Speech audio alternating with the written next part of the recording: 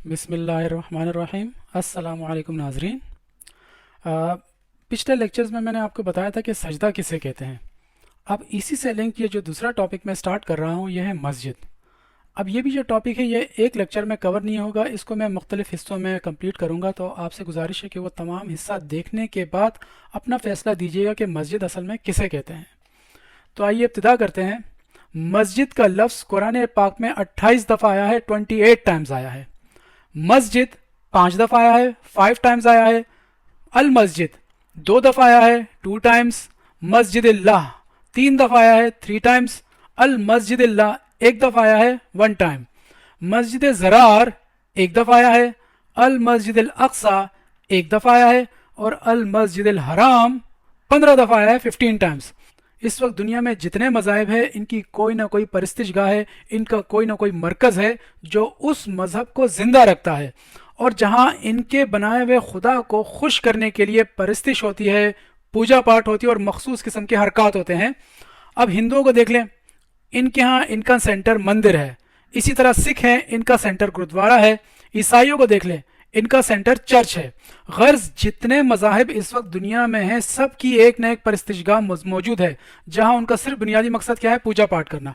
दुनिया में जितने भी अंबिया आए असल में उन्होंने इंसानियत का दर्ज दिया। अब आप देख रहे हैं जैसे कुरान पाक है उसकी इब्तिदाई अल्हम्दुलिल्लाह रब्बिल आलमीन से शुरू होती है। रब्बिल आलमीन पहली आयत में रब्बिल आलमीन का लफ्ज़ इस्तेमाल हुआ है। और इसका कुरान का अख्तिताम देखें, मिनल जिन्नत वन्नास, वन्नास पे हुआ है, यानी रब्बिल आलमीन। वहाँ तो तमाम पूरे जहान में जितने मखलूक़ात हैं, जितने चरिंद परिंद हैं, इवन के जितने बेजान हैं, सब के लिए उसने कहा सब का रब है। और देखें अख्तिताम कहाँ हो रहा है, वन्नास, वन्नास पे अख्तिताम हो रहा है। अब जितने भी अंबिया आए उन्होंने इंसानियत का दर्ज दिया, लेकिन जैसे ही वो इस दुनिया से चले गए तो उस वक्त के मजहबी पेशवाओं ने इसको एक खास टोले का मजहब बना दिया, एक खास ग्रोह का मजहब बना दिया और इंसानियत के टुकड़े टुकड़े कर दिए और अपना अपना सेंटर बनाकर बैठ गए। अब ये जो सेंटर हैं ये मखसूस औकात में खुलते हैं और सिर्फ पूजा पाठ के लिए खुलते हैं, और बकिया औकात में ये वीरान होते हैं, सुनसान होते हैं। और इनका काम इंसानियत के टुकड़े करने के अलावा और इनका कोई बुनियादी काम नहीं है। और अब आप देख लें कि हर मज़हब में कितने टुकड़े हो गए। आप ईसाइयत क्रिश्चियनिटी को देख लें, ईसाइयत को देख लें, उनके कितने फ़िरके हैं। ऑर्थोडॉक्स है, कैथोलिक है, प्रोटेस्टेंट्स हैं। और मज़े की बात है कि इनमें भी फर्दर फ़िरके बन गए हैं और हर एक के अपने अपने सेंटर हैं। इसी तरह हिंदुओं को देख लें, उनके यहाँ कौन कौन से फ़िरके, वैष्णविज़्म, शैविज़्म, सेक्टिज़्म, स्मार्टिज्म, और इनके भी फर्दर टुकड़े बन गए हैं। यानी कि एक मजहब हुआ, उसको उन्होंने खास ग्रोह का मजहब बना दिया, फिर इस ग्रोह के अंदर फिरके बने, फिर और फिरके बनते चले गए और हर एक का अपना अपना सेंटर है। तो इसी तरह ये दीन इस्लाम देखें। अब मैं आपको एक आयत पेश करता हूँ, सूरह अंबिया सूरत नंबर 21 और इसकी आयत है 107, 107। इसमें अल्लाह ताला क्या फरमाते हैं, वमा अरसलनाका इल्ला रहमतल लिल आलमीन, रहमतल लिल आलमीन, और हमने तुम्हें तमाम जहानों के लिए रहमत बनाकर भेजा। इसमें तो इंसानियत से भी आगे बढ़कर बात हो रही है। जितने जितने पूरे आलमीन के लिए रहमत बनाकर भेजा, ऐसी तालीमात देकर भेजा कि जिस तालीमात को हासिल करने के बाद रहमत ही रहमत होगी। अब इसके बाद हमारे मजहबी मुल्लाओं ने इसको रहमतुल आलमीन को क्या बना दिया, रहमतुल देवबंद, रहमतुल बरेलवी, रहमतुल शाफी, रहमतुल हनफी, ये बना दिया। तो इन मज़ाहिब को जो ज़िंदा रखता है वो इनका मरकज़ है, वो इनका सेंटर है।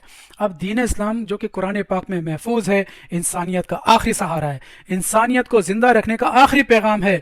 अब इस कुरान में जो अल्लाह ताला ने इंसानियत का मरकज़ हमें बताया वो है मस्जिद। अब जिस तरह दूसरे मज़ाहिब ने दीन इंसानियत के मरकज़ को परिस्तिशगाह बना दी, तो अल्लाह को पता था कि ये इसके साथ भी यही हाल करेंगे। इसलिए दीन इंसानियत का जो मरकज़ मस्जिद है उसको नहायत जामे अल्फाज में अल्लाह ताला ने बता दिया है। अब यहाँ एक अहम बात मैं आपसे करना चाहूँगा कुरान समझने के हवाले से, कि जब भी आप कुरान का तर्जुमा करेंगे तो इस उसूल को याद रखिएगा, इस उसूल को जहन में रखिएगा। कुरान में कुछ अल्फाज ऐसे हैं जो अल्लाह ताला ने बड़े डिटेल से, बड़े तफसील से बयान कर दिए हैं, बड़ी तफसील से। तो वही लफ्ज़ जब दूसरी जगह इस्तेमाल होगा तो वो लफ्ज़ आपकी रहनुमाई करेगा, आपको गाइडेंस देगा, आपको एक क्लू देगा, आपको एक इशारा देगा कि यार यहाँ तर्जुमा क्या हो सकता है। तो उस चीज़ को जहन में रखिएगा। तो फिर जब एक लफ्ज़ का तर्जुमा, जब एक लफ्ज़ का आपको पता लग गया कि अल्लाह ताला ने इसको क्या डिफ़ाइन किया, तो जब वही लफ्ज़ दूसरी जगह इस्तेमाल होगा तो वो आपको हेल्प करेगा اس لفظ کا ترجمہ کرنے میں پھر اسی طرح کڑی سے کڑی ملتی جائے گی اور آپ کو آسانی سے قرآن سمجھ میں آ جائے گا. تو آپ نے یہ چیز ذہن میں رکھنی ہے. آپ ڈکشنری کی بھی مدد لے سکتے ہیں لیکن یہ یاد رکھیے گا کہ آخری اسٹیمپ قرآن پاک کی ہوگی. قرآن پاک سے ہٹ کر کچھ نہیں ہوگا. جو کچھ بھی ترجمہ جو کچھ بھی وہ وہاں لکھا ہوا ہے لیکن جب آپ کو اس کو قرآن میں سرٹیفائی کرنا ضروری ہے. قرآن اگر اس کو سرٹیفائی کرتا ہے تو وہ ترجمہ صحیح ہے, وہ ٹرانسلیشن صحیح ہے, ادروائز آپ نے اس کو بالکل ریجیکٹ کر دینا ہے. تو اب آپ دیکھیں, جیسے اب میں نے آپ کو سجدے کا بتایا تھا, اب دیکھیں سجدہ قرآن میں اللہ نے بڑے واضح طور پر بتا دیا کہ سجدہ کیا ہے. اور میں نے آپ کو اگر آپ یہ پہلی دفعہ میرا لیکچر دیکھ رہے ہیں تو آپ پچھلے لیکچر میں جائیے اور دیکھیے کہ میں نے سجدہ قرآن کی مدد سے کیسے ایکسپلین کیا. اللہ تعالیٰ کیا فرماتے ہیں سورہ نحل سورہ 16 اور سورت نمبر 16 اور اس کی آیت 50 میں, وَيَفْعَلُونَ مَا يُؤْمَرُونَ وَيَفْعَلُونَ مَا يُؤْمَرُونَ. یہ سورج, چاند, درخت, ستارے یہ وہی کرتے ہیں جو ان کو حکم دیا جاتا ہے. اللہ تعالیٰ نے فرمایا کہ یہ سب سجدہ کر رہے ہیں, اور یہ سجدہ کیسے کر رہے ہیں؟ وَيَفْعَلُونَ مَا يُؤْمَرُونَ, جو ان کو حکم دیا جاتا ہے وہ وہی کر رہے ہیں. تو اس کا مطلب ہم نے اس کی حکم کی اطاعت کرنی ہے. ہم نے کیسے سجدہ کرنا ہے؟ ہم نے اللہ تعالیٰ کے احکامات جو قرآن کریم میں موجود ہیں اس کی اطاعت کرنی ہے. یہ ہے سجدہ. اب دیکھیں سجدہ, اب دیکھیں کیسے یہ لنک ہو رہا ہے مسجد سے. تو پہلی چیز, اب قرآن میں جہاں جہاں سجدے کا لفظ آئے گا تو پہلی چیز جو آپ کے ذہن میں کی وہ پرستش نہیں ہو سکتی, وہ پرستش نہیں ہو سکتی. تو جب اسی سے لنک جب مسجد آئے گا تو وہ ایسی جگہ ہوگی جہاں پرستش نہیں ہوگی. پہلی چیز جو ڈائریکٹلی آپ کے ذہن میں آئے گی کہ مسجد ایسی جگہ ہے جہاں پرستش نہیں ہو سکتی. جہاں پرستش ہوگی تو وہ مسجد نہیں ہوگی, پہلی چیز. تو آئیے اب میں آپ کو سورہ توبہ سورت نمبر 9 اور آیت نمبر 17 میں اس کی مزید وضاحت کرتا ہوں.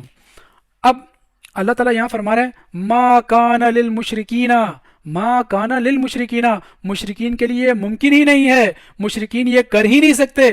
کیا نہیں کر سکتے؟ یعمرو, یہاں یعمرو کا لفظ آیا ہے.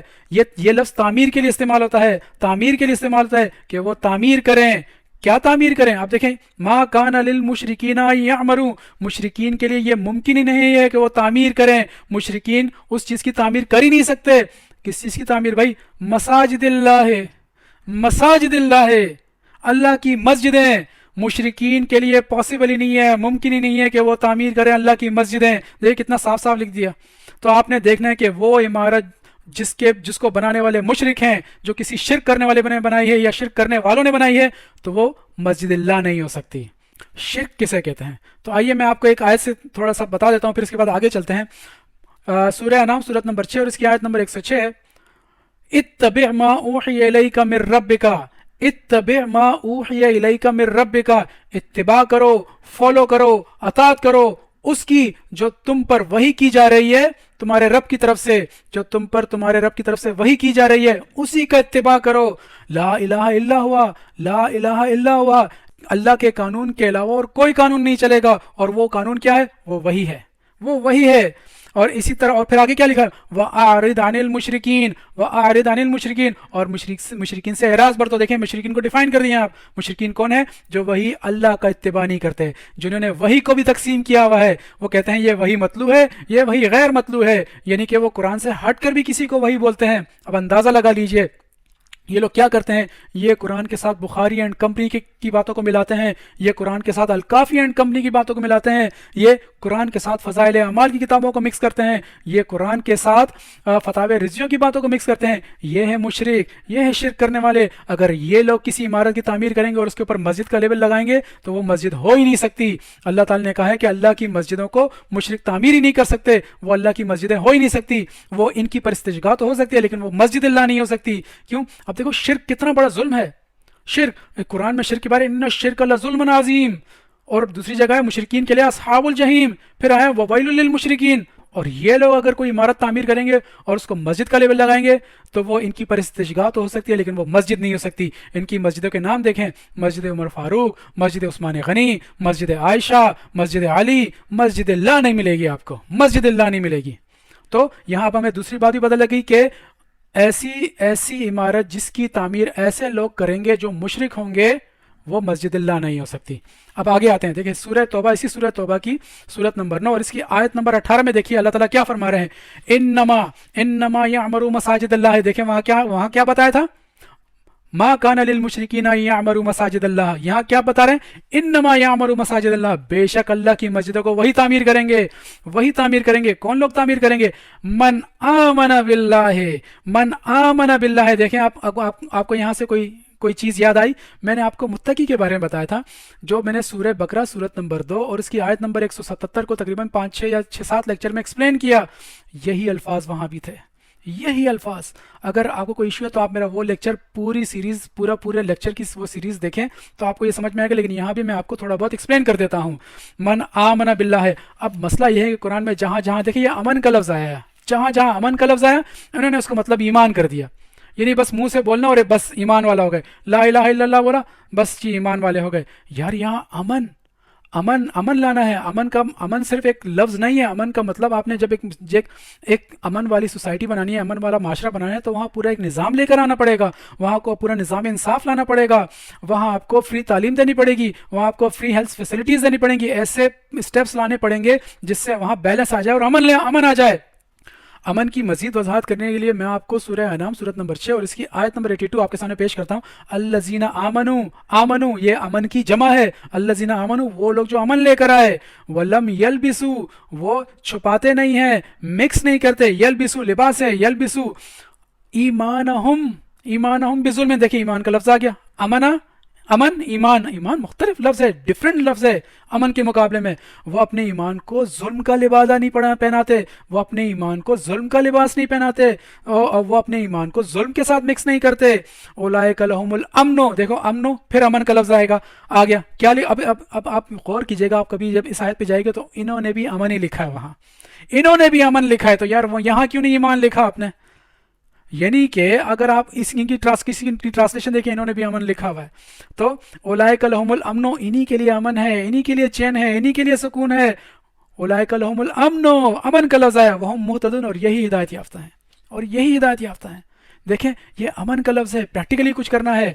तो अल्लाह ताला फरमा रहे इन्नमा यामुरु मसाजिद अल्लाह मन आमना, जो अमन लेकर आया। आगे है बिल्लाह, बिल्लाह। अब देखें यहाँ फिर बिल्लाह बाज़ेर बे आया है। इन्होंने यहाँ इनका क्या ट्रांसलेशन किया? देखिए क्योंकि परिस्तिशगाह बनानी थी ना, परिस्तिश को साबित करना था, तो यहाँ बिल्लाह से तो उनका मतलब नहीं चलता। इन्होंने बिल्लाह का तर्जुमा किया है अल्लाह पर, बिल्लाह का तर्जुमा किया है अल्लाह पर। हालांकि अल्लाह पर उसके लिए लफ्ज़ है अलल्लाह, अलल्लाह। यहाँ अला का लफ्ज़ तो इस्तेमाल ही नहीं हुआ, यहाँ बिल्लाह इस्तेमाल हुआ है। बाज़ेर बे का मतलब यह है कि अल्लाह की मदद से, अल्लाह पर नहीं, अल्लाह की मदद से। अगर ये अल्लाह, अब ये जो तर्जुमा कर रहे हैं तो इसके लिए तो अरबी का जो जुमला होना चाहिए था वो ये होना चाहिए था, मन ईमाना अल्लाह है, और जो ईमान लाया अल्लाह पर, मन ईमाना अल्लाह है। जबकि यहाँ क्या लफ्ज़ है? मन आमना बिल्लाह है, जो अमन लाया अल्लाह की मदद से, अल्लाह की मदद से। और उसके आगे क्या है?